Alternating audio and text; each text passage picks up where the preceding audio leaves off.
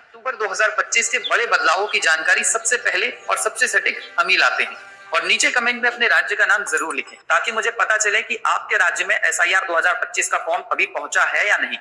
चलिए अब इस कंफ्यूजन को हमेशा के लिए खत्म करते हैं। सबसे पहले समझिए कि अभी अक्टूबर नवंबर 2025 में हो क्या रहा है। चुनाव आयोग ने 12 राज्यों में पुराने रिकॉर्ड की सफाई का काम शुरू किया है। वो देखना चाहते हैं कि आप या आपका परिवार 20 साल पहले भी यहीं रहता था या नहीं। बीएलओ यानी बूथ लेवल ऑफिसर आपके घर एक फॉर्म लेकर आएंगे। इसे एन्यूमरेशन फॉर्म या फॉर्म 6 कहा जा रहा है। इसमें आपको अपनी डिटेल्स भरनी है, लेकिन पेच ये है कि चुनाव आयोग कह रहा है हमें साबित करो कि तुम या तुम्हारे परिवार वाले 2002 या उससे पहले भी यहाँ रहते थे। अब सवाल है कि ये साबित कैसे होगा। ये साबित होगा उस रिश्तेदार के नाम से जो आप फॉर्म में भरेंगे। अगर आपने फॉर्म में पिता का नाम लिखा लेकिन पुराने रिकॉर्ड में आपके दादा का नाम है तो लिंक नहीं बनेगा, और लिंक नहीं बना तो आपको ढेरों दस्तावेज देने पड़ेंगे।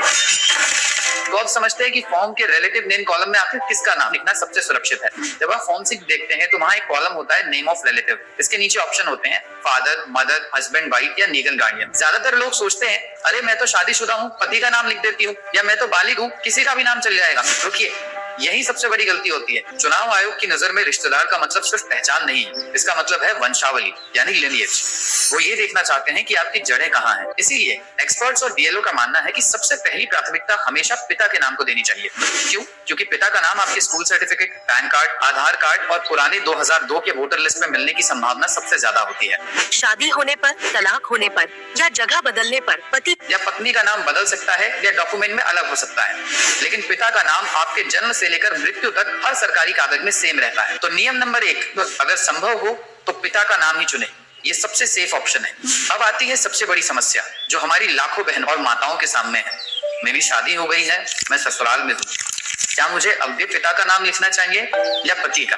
ध्यान से सुनिए, यहाँ 2 स्थितियां हैं। स्थिति 1, तो नया वोटर कार्ड बनवा रही है। अगर आप ससुराल में पहली बार वोट बनवा रही हैं, तो आप पति का नाम रिश्तेदार के कॉलम में डाल सकती हैं। ये आपकी पहचान को आपके नए घर से जोड़ता है। ये पूरी तरह मान्य है। स्थिति 2, एसआईआर 2025 फॉर्म भर रहे हैं जहाँ पुराना रिकॉर्ड लिंक करना है, लेकिन अगर आप अभी अक्टूबर नवंबर 2025 वाला सर्वे फॉर्म भर रही हैं तो सावधान रहिए। अगर 2002 की लिस्ट में आपका नाम के मायके यानी पिता के घर में था तो आपको इस फॉर्म में उस रिश्तेदार का नाम लिखना होगा जिसके नाम के साथ आप उस पुरानी लिस्ट में जुड़ी, और वो 99% आपके पिता होंगे।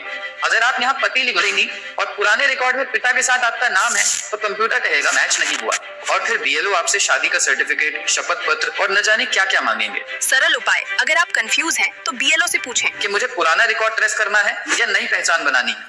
ट्रेसिंग के लिए पिता का नाम बेस्ट है। वीडियो की शुरुआत में मैंने दादाजी का जिक्र किया था। मान लीजिए आपके पिता का नाम वोटर लिस्ट में नहीं है या उनकी मृत्यु बहुत पहले हो चुकी थी और उनके कागज नहीं है, लेकिन आपके पास 1990 या 2002 के वोटर लिस्ट है जिसमें आपके दादा का नाम है।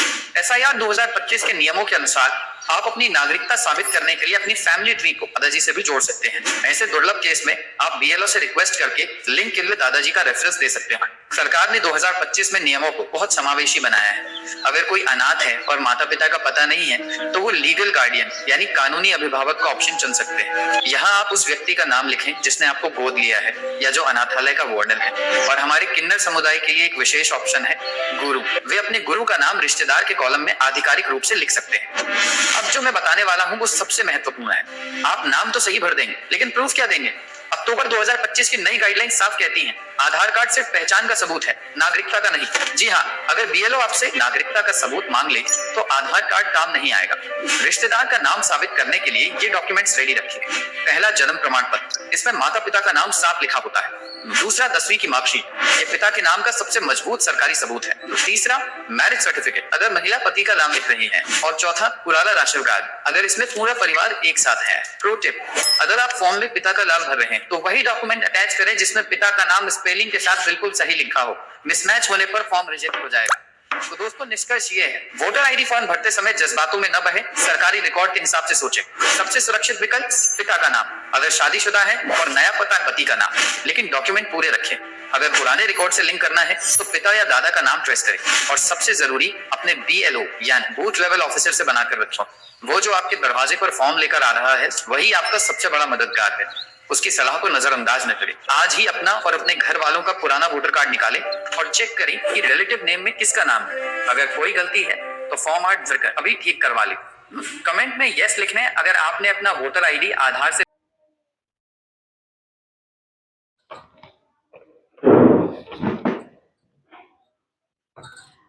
उम्मीद है आपको सबको ये फॉर्म मिल चुके होंगे। एसआईआर का फॉर्म है ये भारत निर्वाचन आयोग गणना द्वारा। जिन लोगों से ये फॉर्म भरना आता है उनके लिए भी, और जिन लोगों का फॉर्म नहीं भरा गया है ये उनके लिए भी है वीडियो। सबसे पहला कॉलम मिलेगा आपको जन्म तिथि, यानी कि कौन सा दिन था, कौन सा माह था, कौन सा वर्ष था। आपको आधार कार्ड के अकॉर्डिंग या हाई स्कूल के मार्कशीट के अकॉर्डिंग यहाँ पर आपको आपकी जन्म तिथि भरनी है। ओके, फिर आती है हमारी आधार संख्या। उसी आधार कार्ड की संख्या हमको यहाँ फिल करनी है। कोई भी एक मोबाइल नंबर हमको यहाँ फिल करना है। पिता अभिभावक का नाम, पिता का जो आपका नाम है, या अगर पिता नहीं है, किसी ने आपको गोद ले रखा है तो आपको उसका नाम यहाँ पर फिल करना है। फिर आता है हमारा पिता अभिभावक का आईपीआईसी संख्या, यदि उपलब्ध हो तो भरना है, अगर नहीं है तो कोई बात नहीं है। यहाँ पर माता का नाम, आपके जो पिता की माता हैं यानी कि आपकी दादी माँ, उनका नाम यहाँ पर फिल करना है।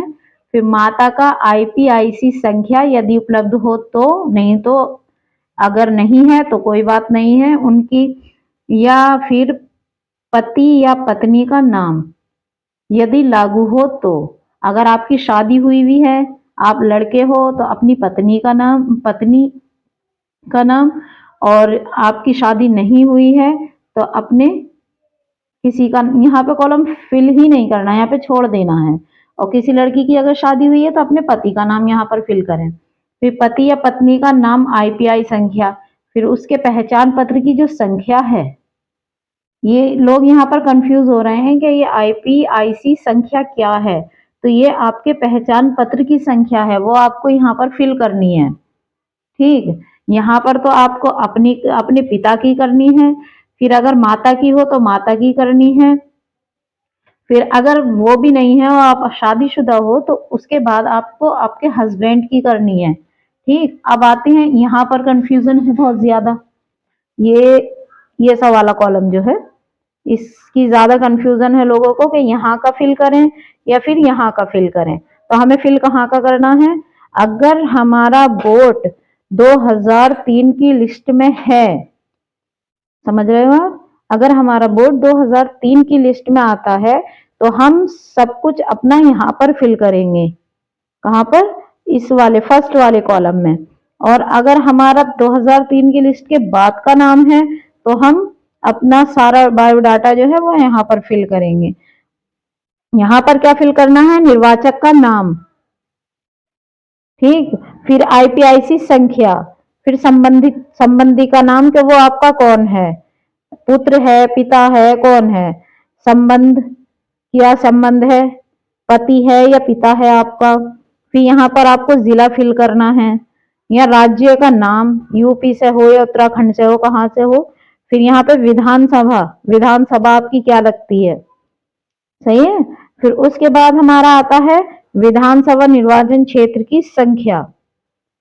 तो यहाँ पे जो विधानसभा निर्वाचन क्षेत्र की संख्या है वो फिल करनी है। वो आपको लिस्ट में देखनी पड़ेगी, वोटर लिस्ट में होगी आपकी, भाग संख्या भी होगी, क्रम संख्या भी होगी। ठीक, फिर यहाँ पे आते हैं पिछले कॉलम में दिए गए संबंधित के विवरण पिछले एसआईआर के अनुसार। जो एसआईआर का आपको फॉर्म आपने ऊपर फिल करा था तो उसके अनुसार आपको यहाँ पे भरना है, यहाँ पे नाम भरना है। अगर आपका अपना वोट है तो आपको यहाँ पर नाम भरना है। फिर आईपीआईसी संख्या यदि उपलब्ध हो तो भरनी है, वरना छोड़ देना है। संबंधी का नाम, कौन है आपके पिता हैं, पति हैं, कौन है। फिर यहाँ पे भी संबंध पूछा है, यहाँ पे जिला, फिर राज्य का नाम और विधानसभा निर्वाचन क्षेत्र का नाम। ठीक, और अपना इसको यहाँ पर जो है मतदाता के साइन होने, यहाँ पर इस कॉलम, यहाँ पर आपको अपने साइन करने हैं। इतनी घबराने वाली बात नहीं है। जिन लोगों को ये फॉर्म नहीं मिले हैं तो वो अपने बीएलओ से जाकर मिले। जो आपके यहाँ के बीएलओ हैं वो आपको फॉर्म देंगे। ये फॉर्म भरना बहुत ज्यादा जरूरी है। अगर आपको फॉर्म नहीं दिए जाते हैं या नहीं फिल होते हैं तो आपको वोट डालने का अधिकार नहीं दिया जाएगा। किसी भी सूरत में आपको वोट नहीं डालने दिया जाएगा। आप से जो है ये वोट डालने की अनुमति छीन ली जाएगी। इसलिए आप बीएलओ से जाकर मिलें, ये फॉर्म लें और एक कॉपी, ये 2 कॉपियां मिलेंगी आपको, 2 कॉपियां मिलेंगी ये एक सी। तो एक आपको साइन दोनों पे कराने हैं, बीएलओ के साइन आपको दोनों पे कराने हैं।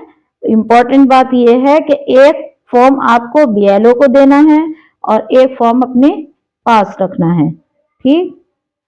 और दूसरी बात है, ये बहुत जरूरी है, इसका मैं आपको अगली वीडियो में बताऊंगी कि ये क्या है, इसके पीछे जितना भी स्टेटमेंट दिया हुआ है वो क्या है। इस फॉर्म को भी अच्छे से ध्यान से देखना, लेकिन मैं अगली वीडियो में इसको आपको बताऊंगी, ठीक।